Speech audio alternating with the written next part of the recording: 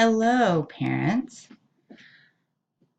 So it's been a fantastic first week, and I have so enjoyed teaching your children. Um, so I know that there were some parents who were not able to make it to parent orientation.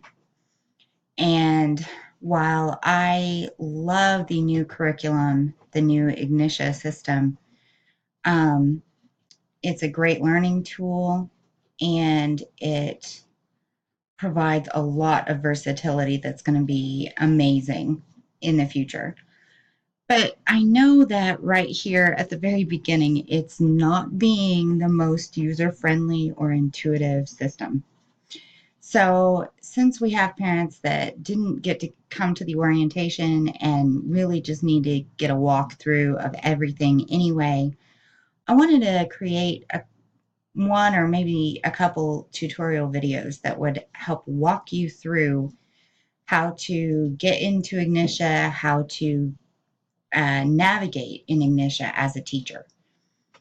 So, the very first thing you want to do is, especially if you've not logged into Ignitia before, you can access the school's website here at the bottom of any email you have from me.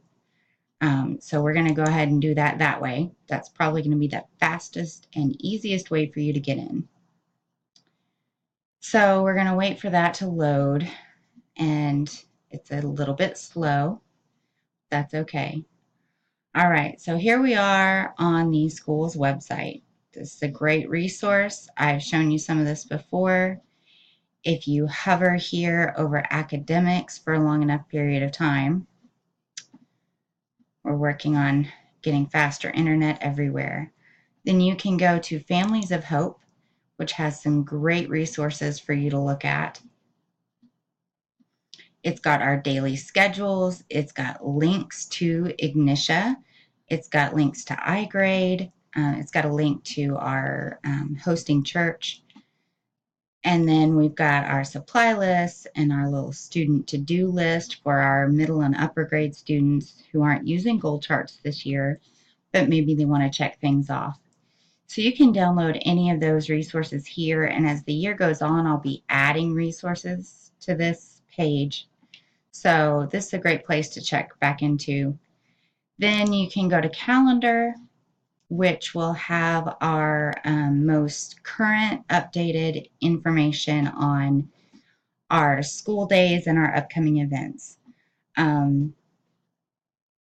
If we have a snow day or something, you will probably get an email, and we're going to update that on the Facebook page.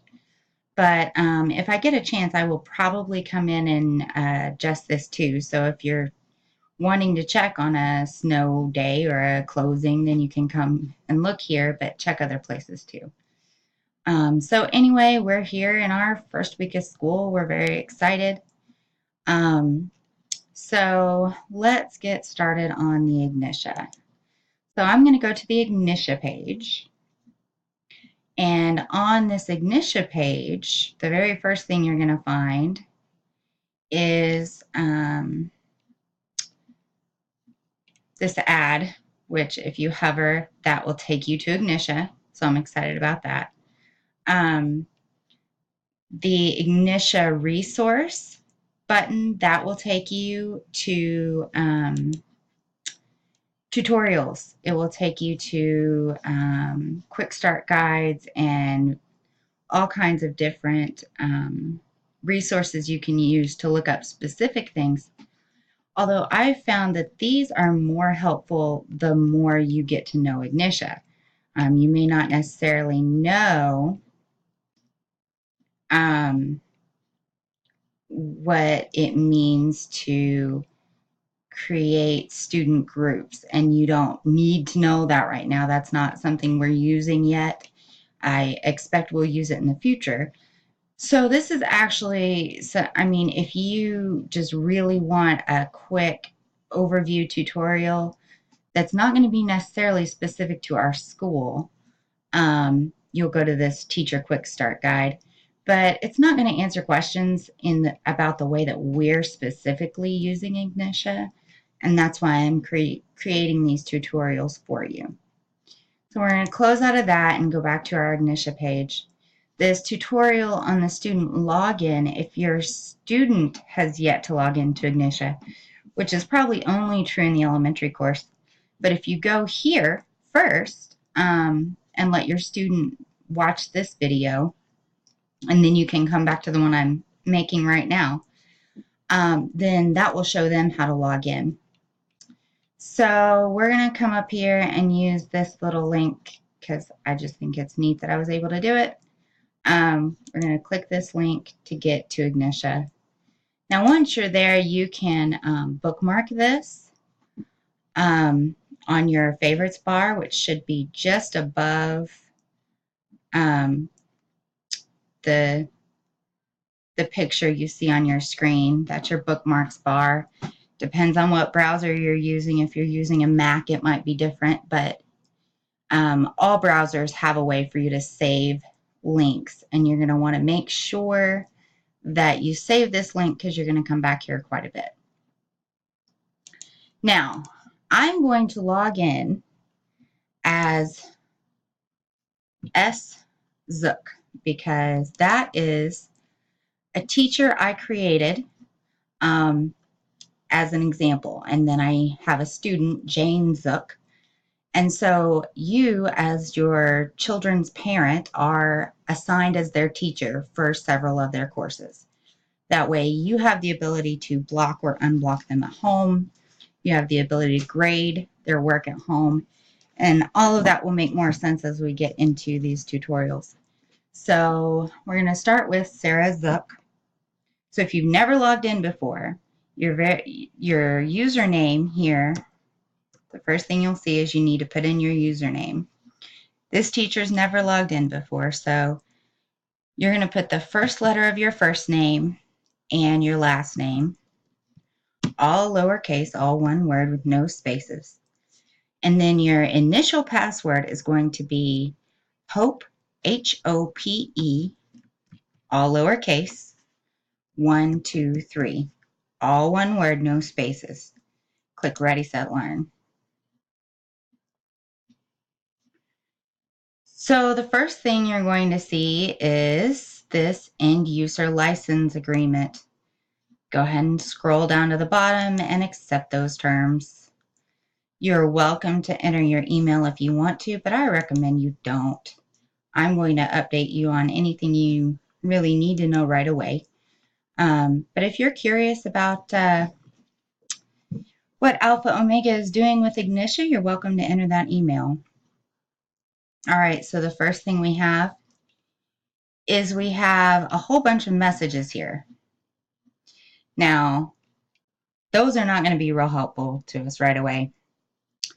So the first thing I'm going to suggest that you do when your students are working at home and you want to go in and you want to help them, first go look at your messages because they probably sent you some messages. Okay, so you enrolled Jane Zook, and that has this little bell shape, and we're not worried about replying to those. It's just letting us know, so we're going to click these check marks and archive them. That way we still have a record of them. You notice there's no delete, there's only archive. So you still have a record of them, but they're not creating a mess here in your messages inbox. So Jane has sent you some messages. Why is this wrong? Okay, so I'm going to click the little eyeball and view her message. She says she needs help on Math 300. Well, if you've never done this before, this might not be the best place to start. If you have done this before, you see that this is the assignment she's asking about. And you notice that my cursor turned into a little pointing finger. So I'm going to click on that, and it's going to take me to that assignment where she's having trouble. And this is the teacher view. So she says, why is this wrong? Well, I'm going to close this. Let's see. I'm going to close this out so I can see what she's saying. In your own words, explain when number words are spelled with a hyphen. Well, that's not wrong, is it? So let's see. That was an old message. Okay. That was an old message where Jane asked for help. And so given that fact, let's see. She's got 10 points out of 10 points right here. And her assignment score is 10. So I'm going to click this go to box right here. And it doesn't give me an option to go back to messages, so I'm just going to go home. That will take me back to this dashboard right here. And click on messages again. And now we know we can archive this message. So now we've got one more message. I'm going to click the eyeball to view it. And it says, she's in literature and she says, I don't know which ones I got right. So I'm going to click on this. And actually this time I'm going to show you a trick that I like. I'm going to right click on it.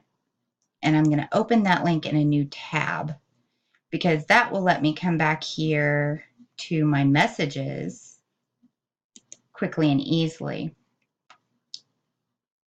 Well, it didn't open the right thing, did it? All right, I'm going to click on this.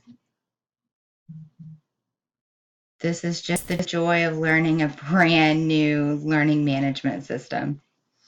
Okay, we can reply to her right here. So we're going to move this out of our way and we're going to look at her question. I don't know which ones I got right.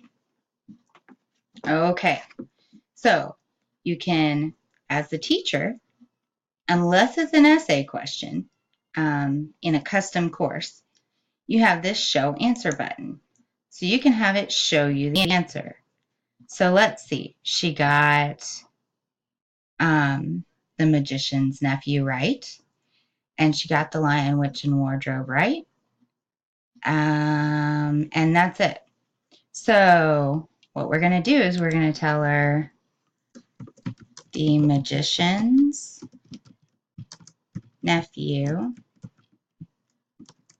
and The Lion, Witch, and Wardrobe are correct. All right, so then we're going to hit reply, which sends that message to her. And then, see, this is yellow, which means that it's got a partially right score. But then we can reassign this question to her. And that will now we can't grade it anymore because it's under the assigned status. But now that we've returned it to her and we've answered her question, she can go back in and work on that. And she'll have to turn it in before we can grade it again. So I am about out of time on this video, so I'm going to take you back home here. And in the next video, we're going to look at a systematic way that you can go in and grade your students' work each and every day. If you're familiar with our old CLE model using the CLE work text, that's going to be a lot like that. So I'm going to show you that in our next video. Thank you very much, and I'll talk to you again soon.